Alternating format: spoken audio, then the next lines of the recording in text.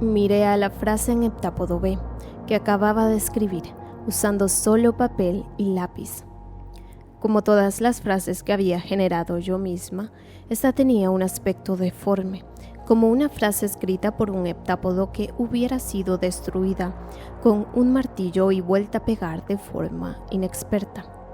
Tenía páginas enteras de esos semagramas tan poco elegantes por toda la mesa, aleteando de vez en cuando al paso del ventilador.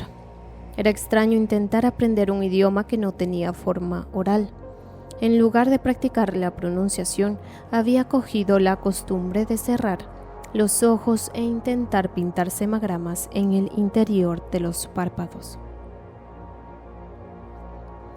Llamaron a la puerta y antes de que pudiera contestar, Gary entró con aire entusiasmado. Illinois ha conseguido una repetición en física. ¿En serio? Estupendo. ¿Cuándo ha sido? Hace unas horas acabamos de tener una videoconferencia, deja que te lo enseñe. Comenzó a borrar mi pizarra. No te preocupes, no necesitaba nada de eso. Bien, tomó un trozo de tiza y dibujó un diagrama.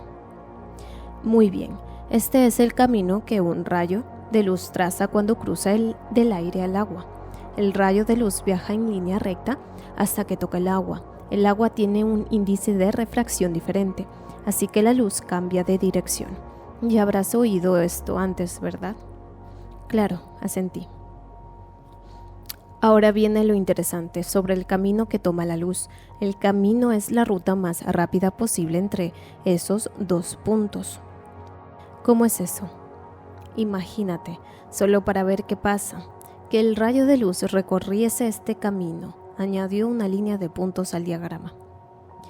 Este camino hipotético es más corto que el camino que en realidad toma la luz, pero la luz viaja más lentamente en el agua de lo que hace por el aire, y en este camino hay un mayor recorrido bajo el agua, así que la luz tardaría más tiempo en viajar por este camino que el que tarda en viajar por el camino real. Vale, ya lo entiendo. Ahora imagínate que la luz viajase por este otro camino. Dibujó un segundo camino de puntos. Este camino reduce el recorrido bajo el agua, pero la longitud total es mayor. La luz tardaría también más tiempo en viajar por este camino que por el real. Gary dejó la tiza e hizo un gesto hacia el diagrama de la pizarra con los dedos manchados de blanco. Cualquier camino hipotético requeriría más tiempo que el que realmente se tarda. En otras palabras, la ruta que el rayo de luz toma es siempre la más rápida posible. Ese es el principio de tiempo mínimo de Fermat. Interesante, ¿y esto es a lo que respondieron los heptápodos? Eso mismo, Moorhead les dio una representación animada del principio de Fermat en el espejo de Illinois y los heptápodos lo repitieron. Ahora está intentando obtener una descripción simbólica. Sonrió, a que es totalmente guay. Sí que es guay, pero ¿cómo es posible que nunca haya oído hablar antes del principio de Fermat? Tomé una carpeta y la agité ante él. Era un manual de los temas de física sugeridos para usarlos en la comunicación con los heptápodos. Esta cosa habla sin parar de la masa de Planck y el cambio de spin de átomos de hidrógeno y ni una palabra sobre la refracción de la luz. Nos equivocamos al suponer lo que sería más útil que supieras, dijo Gary sin parecer avergonzado. De hecho, es curioso que el principio de Fermat fuera el primer éxito.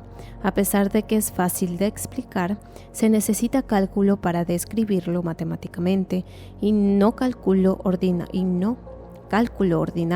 Se necesita cálculo de variaciones.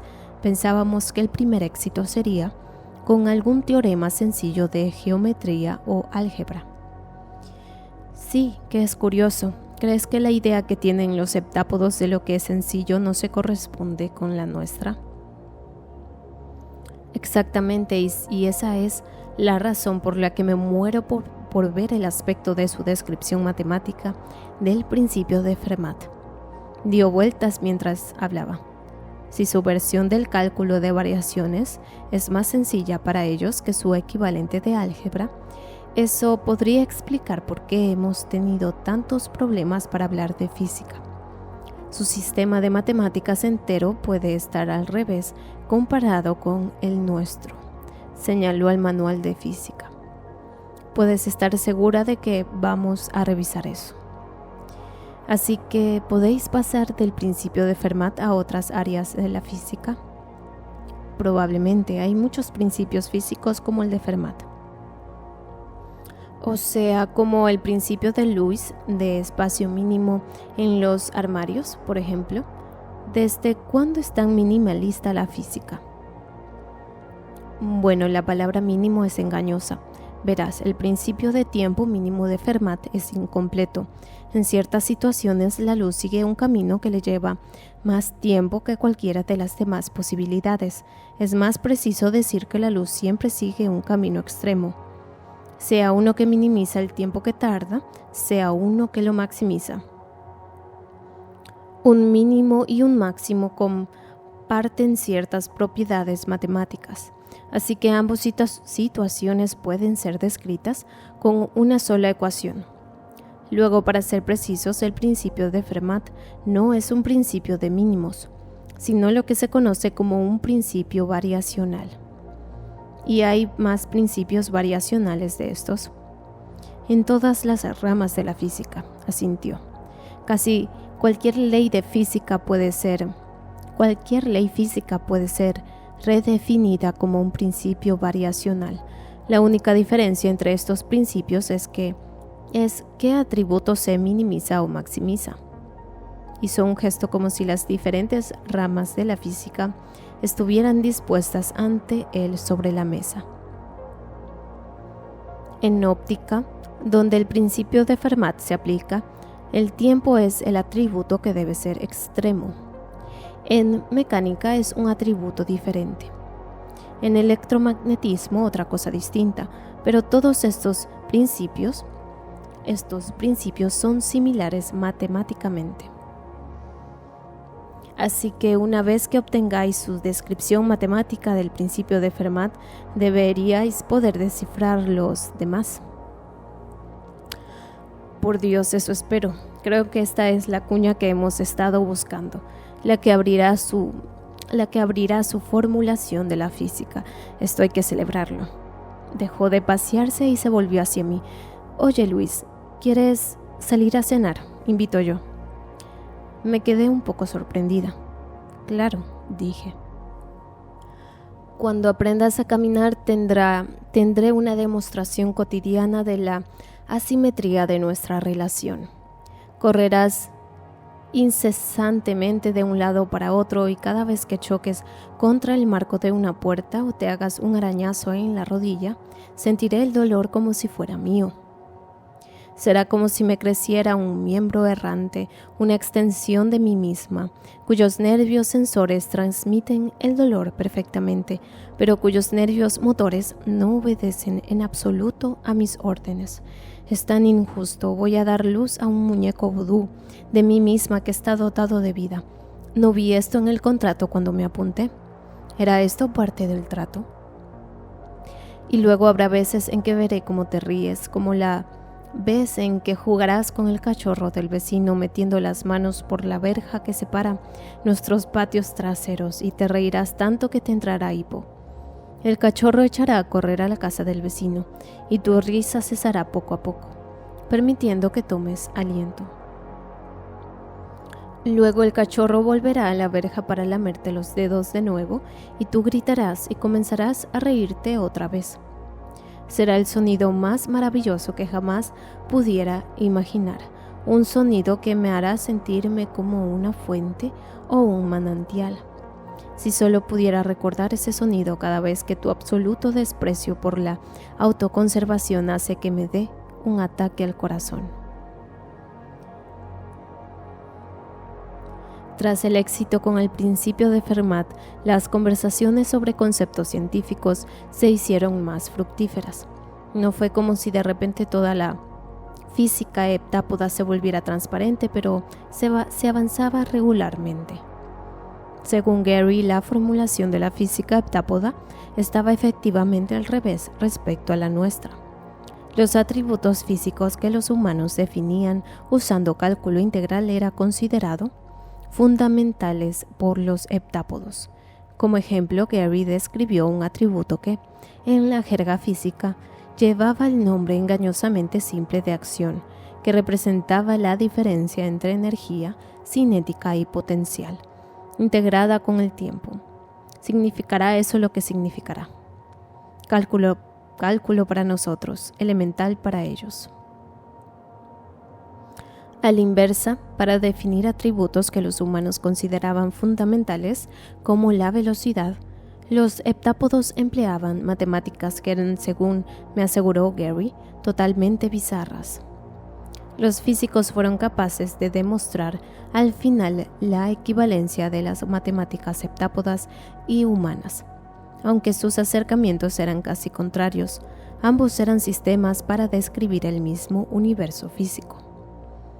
Intenté seguir algunas de las ecuaciones que los físicos estaban encontrando, pero no lo conseguí. No podía captar realmente el significado de los atributos físicos como acción. No podía reflexionar con suficiente confianza sobre el significado de considerar fundamental ese atributo. Aún así, intenté pensar en preguntas formuladas en términos que me eran más familiares. ¿Qué clase de visión del mundo tenían los heptápodos, de forma que consideraban el principio de Fermat como la explicación más sencilla de la refracción de la luz? ¿Qué clase de percepción hacía que un mínimo o un máximo fuera instantáneamente evidente para ellos?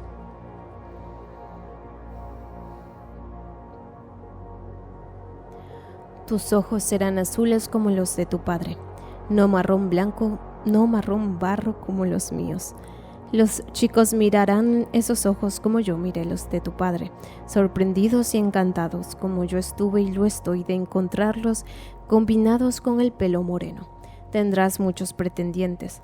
Recuerdo cuando tienes 15 años, volviendo a casa después de un fin de semana en casa de tu padre, incrédula por el interrogatorio al que te habrás sometido respecto al chico con el que estás saliendo.